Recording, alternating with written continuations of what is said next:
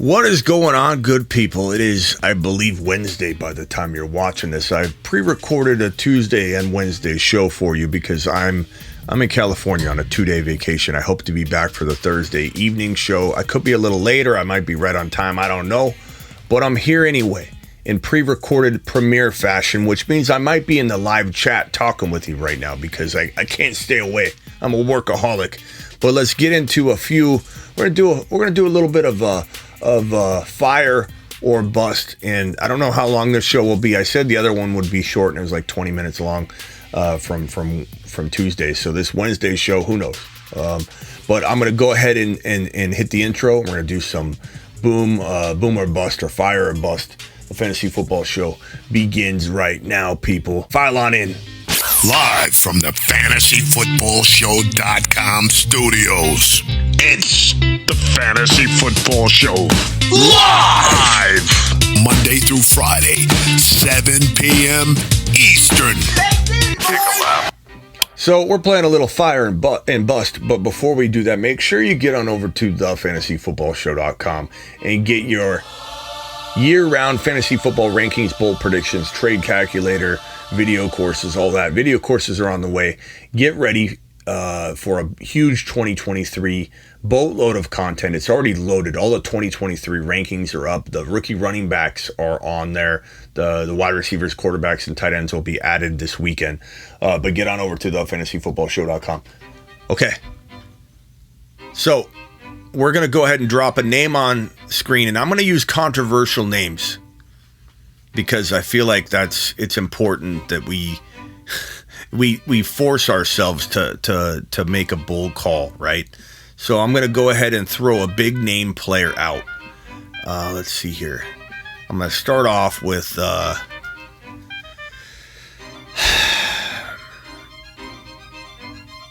Barkley.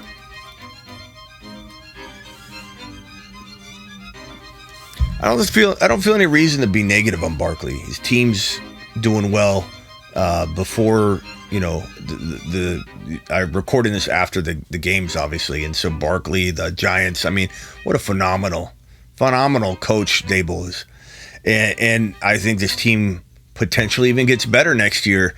They're kind of not the sexiest team when it comes to like firepower and weaponry and just being like a high octane, like high top arsenal type of offense. But Dable's such a good coach, and Barkley's phenomenal.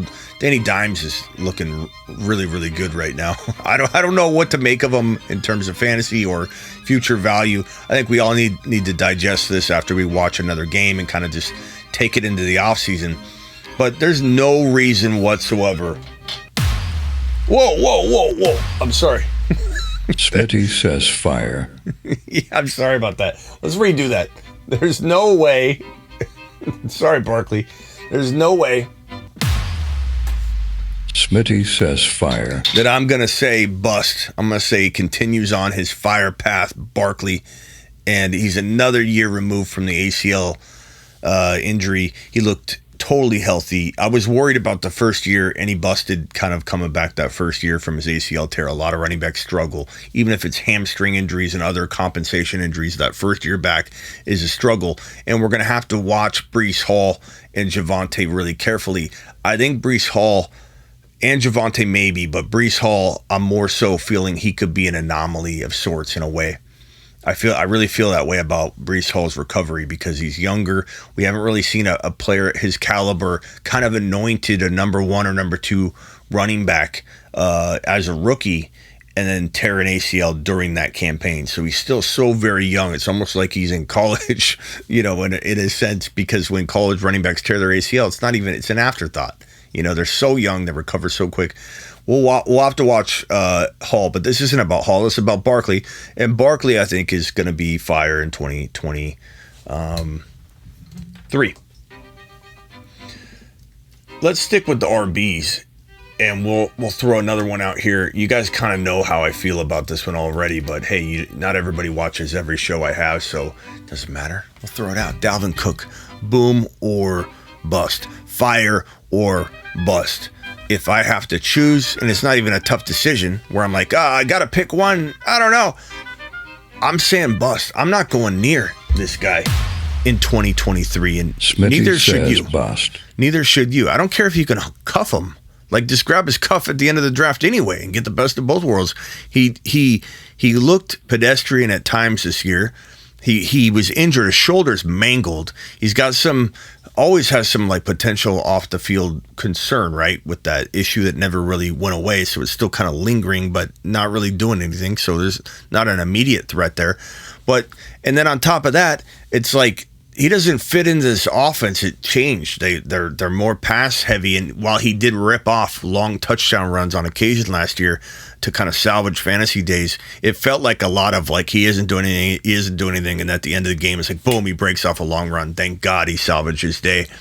I just have a bad feeling that if you're going to invest high draft capital, you're going to be disappointed. Now, if he falls into like the late second, early third, maybe we swing back in and reassess and recalibrate, because you got to do that in fantasy football. It's very important to recalibrate whenever a player's ADP moves and shifts around, because if a player goes from 5 to 18, your expectation, your evaluation, everything should be different. You should not carry over what you said about a player being ranked at number 5 when he's ranked at 18 a month later. That's a totally different scenario. It requires a reset, if you will, a recalibration. But right now, considering people will value him, I think, as an RB1, I'm out for 2023. Let's stick with RBs, and let's stick with big name RBs. Similar situation, Nick Chubb. Similar. Smitty says bust. Not even like that big of a waiver for me. It didn't even pause, because his knee, I've explained this before, your knee bends like this. His knee bent the exact opposite way to do an L shape in college. And while you say, oh, Smitty, doesn't matter, he got over that, that causes a degenerative and fast arthritic like onset, and it happens quick. It happened with Todd Gurley. If there's anybody that's going to have early knee issues from that, it's going to be Nick Chubb, because it was the worst college knee injury I've ever seen in my life. He tore everything in the knee. There was a report that maybe he didn't tear his ACL, but as you see the ACL in the back of this knee, it's in the middle, but the model, you can see it when you show the back. If your knee is all the way, like it can bend like this without tearing the ACL. So there's some thought that maybe it could go this way too without tearing it, but he tore like almost everything in the knee. It was mangled. And so given he struggles with knee injuries of both knees, and he's older, and the mileage has added up, and he's not a pass catching back in a PPR world, and given the Browns look awful, given Watson didn't look like he should have, or what people thought maybe he could look like, it just feels like a dangerous situation to walk into, unless he, like Cook, falls to such a good value. We've got to recalibrate. So at RB1 value, I'm out on Dalvin Cook. At running back 1 value, I'm out on Nick Chubb. If they fall to third round value for whatever crazy reason, we'll reassess it at the time.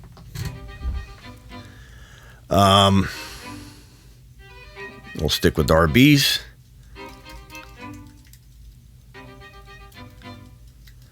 And let's just jump right to KAMARA. These are all big names. Changing of the guard. I talk about it all the time. The moon. Look at the Moon Men. The Moon Men, dropping loads in outer space. Watson, sophomore wide receiver. Wilson, sophomore. Olave, sophomore. Space Monsters. Sophomore. All the wide receivers are the sophomore class.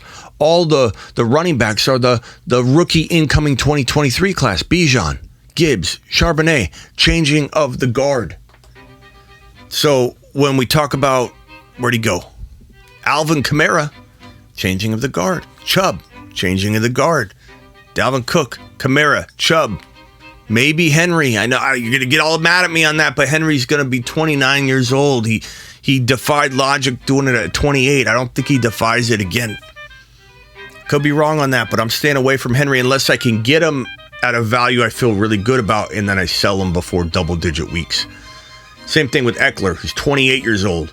Smaller frame, boatloads of mileage as a workhorse back when he's not built like a workhorse back. He's always kind of banged up too. Eckler's 28. 28's the new 30 for a running back. It's a no-no territory. But with KAMARA and Henry, you would draft them at the right value, but trade them before like week 8 or week 9 when they're still doing well. KAMARA though, I won't even do that. So CHUBB, Smitty says bust. not drafting him to trade him later.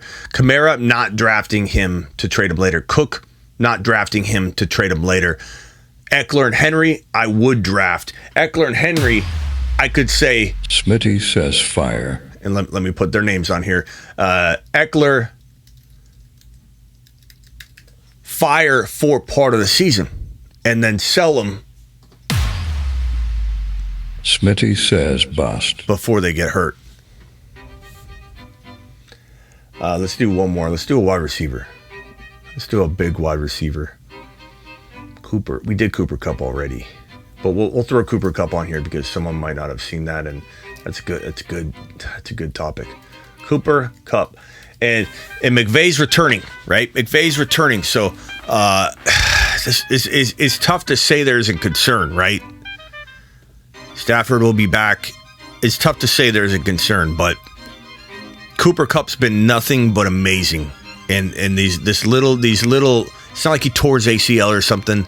It was, it wasn't something major like that. It definitely kept him out the season, the ankle, but it's not like something where I'm worried about it walking into 2023. Cooper Kupp is older, but he has at least 2 years left. Him and Tyreek Hill don't have 3 or 4 years left.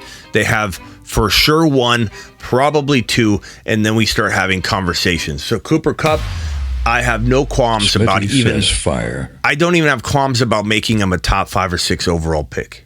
I mean, he's done nothing but deliver. He'll be fine. He's an elite wide receiver. He showed no signs of drop off. It was an injury, and it wasn't a season ending or crazy set of injuries that makes you think this guy's injury prone moving forward. Give me Cooper Kupp all day long. It's gonna be a short show today, guys. I did want to put something out for you. Thank you for watching and being here for these 2 days on my vacation. Hopefully I'm in the live stream chatting with you right now, and I'm watching the show too. But I should be back for tomorrow's show Thursday evening. So I'll see you hopefully Thursday at the normal time. Peace out. Thank you. I work for you. And remember to get on over to thefantasyfootballshow.com.